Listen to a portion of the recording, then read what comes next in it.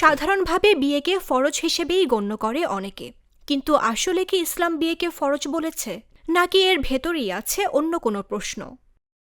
ইসলাম সবসময় বিয়েকে উৎসাহিত করেছে। সাধারণভাবে যদি কোনো প্রতিবন্ধকতা না থাকে, অন্যের অধিকার ক্ষুণ্ণ না হয় এবং হারামে লিপ্ত হওয়ার আশঙ্কা না থাকে, তখন বিয়ে করা সুন্নত। রাসূলুল্লাহ সাল্লাল্লাহু আলাইহি ওয়াসাল্লাম বলেছেন, বিয়ে করা আমার সুন্নত, যে আমার সুন্নত মানবে না সে আমার নয়। যার সামর্থ্য আছে সে যেন বিয়ে করে, আর যার নেই সে যেন রোজা রাখে। কিন্তু যদি কেউ বিয়ে না করলে গুনাহে জড়িয়ে পড়ার আশঙ্কা করে, তখন তার উপর বিয়ে করা ফরজ হয়ে যায়। এক্ষেত্রে কুরতুবী রহমাতুল্লাহ বলেন, যে সক্ষম ব্যক্তি অবিবাহিত থাকলে এবং তার পক্ষে অন্যভাবে গুনাহ এড়ানো সম্ভব নয়, সেই ব্যক্তির ওপর বিয়ে ফরজ। বিশেষ করে কেউ যদি হারাম দৃষ্টি, স্পর্শ বা চুমুর মাধ্যমে পাপে লিপ্ত হওয়ার আশঙ্কা করে, তখন বিয়ে তার জন্য ফরজ।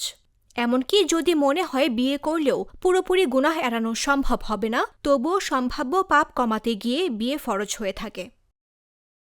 যারা বিয়ের সামর্থ্য রাখে না, তারা সংযমী হয়ে নিজের সামর্থ্য বৃদ্ধি করার চেষ্টা করবে।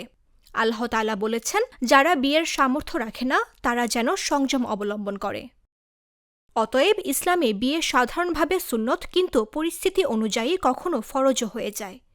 এটি শুধু সামর্থ্য নয়, গুনাহ এড়ানো ও সমাজে নৈতিকতার দিক থেকেও গুরুত্বপূর্ণ। তাই বুদ্ধিমানের মতো সিদ্ধান্ত নেওয়াই হল ইসলামের নির্দেশনা। মামদুহা রাইসা, জাগো নিউজ।